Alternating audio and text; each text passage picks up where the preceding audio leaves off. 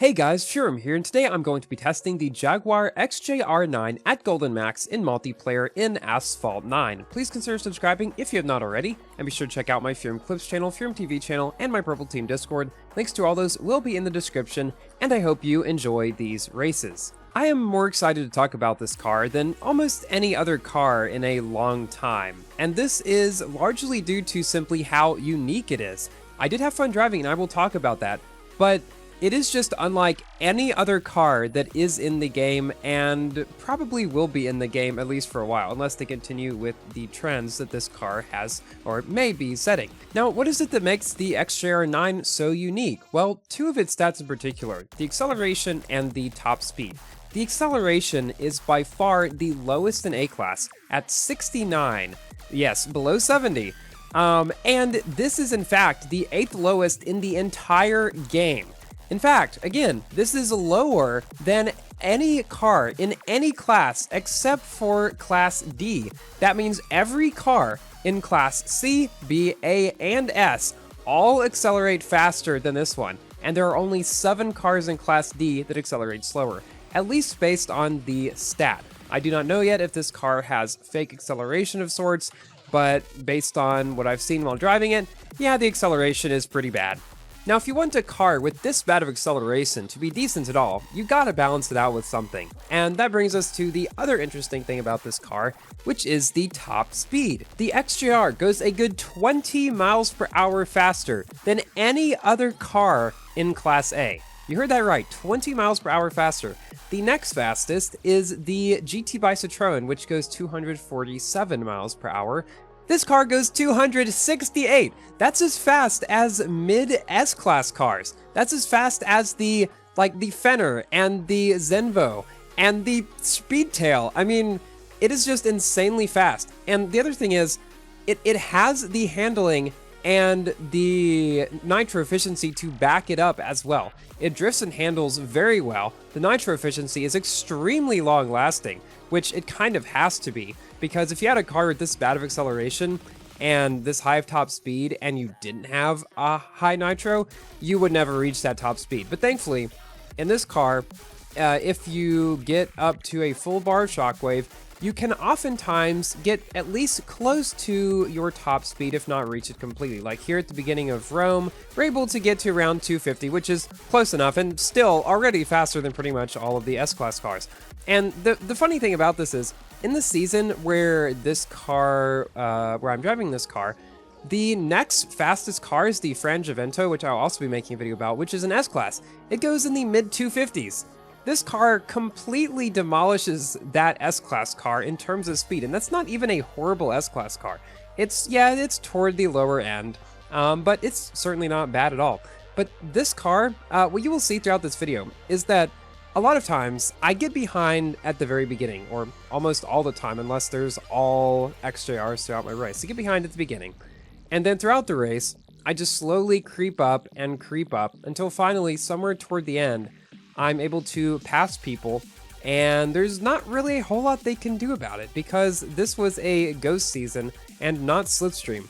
And that's the other thing. I knew this car was going to do well in Ghost Slipstream. Every car that has a high top speed does well in Ghost Slipstream, regardless of its other stats. Because even with the low acceleration, if you're behind at the beginning, that's basically a good thing, because you can ride on somebody's Slipstream, surf it, as you might say, and just get up to your speed like that and stay at it, get ahead of everybody else, and if you're faster than everybody else, you just stay ahead for the rest of the race, because no one can catch up to you.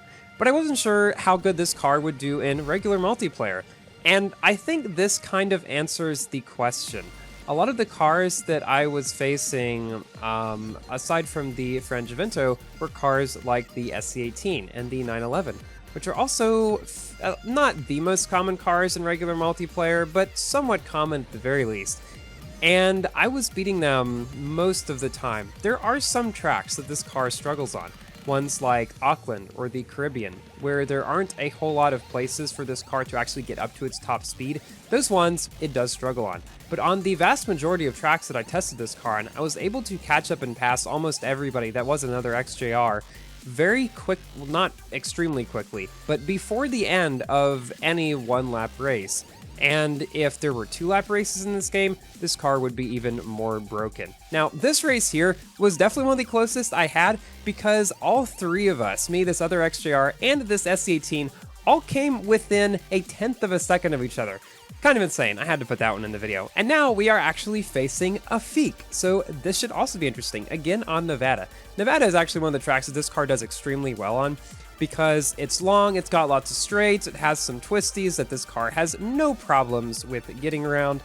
There's really not a whole lot except for short twisty tracks that this car can't do well on. And I do believe that in the hands of a skilled player, this will be the new A-Class King on a majority of 90-second and 120-second tracks. Shorter ones, most likely not due to the acceleration issue, but if you've got anything like, I don't know, say Cairo or Shanghai, this car has already been shown to beat the Imola's time pretty easily on those, and the Imola is one of the current kings of Class A. So yeah, needless to say, it's an extremely broken car almost. It's basically the F1 LM of B-Class in almost every way. It's got the same horrible acceleration, and it's got the same great nitro, top speed, drifting, and handling that the F1 LM does. And you know, the other thing that I thought of when I was driving this car, this feels to me a lot like driving the SLK from Asphalt 8. No other car in Asphalt 9 has quite given me that feeling. The Trion Nemesis was close. The F1 LM was close, but they weren't quite there. They were not unbalanced enough, you might say, because the SLK was extremely unbalanced. This car is so incredibly unbalanced in terms of the acceleration and the speed that it just harkens back to the SLK days for me. And to me, that is why I like driving this car so much, because it harkens back to the days of Asphalt 8 where I was driving the SLK. Cars like the Camaro too, for example, if you want to think of a car with low acceleration, high top speed, and good nitro efficiency, because this car has good nitro efficiency too. So the Camaro, if you want maybe a slightly even better comparison. I did try to unlock this car through its key packs because I really wanted to get it, but unfortunately I spent 12,000 tokens and did not get the key for the car. I did 2-star it though, although that doesn't help me much if I don't have it. So if you want to go for this car, watch out, your mileage may vary. It is one of the more worthwhile cars to go for in recent times though. Thank you all so much for watching, please like the video if you have enjoyed, and consider subscribing for more Asphalt, Forza, Minecraft, and other games content. And I will see you in my next video. Goodbye!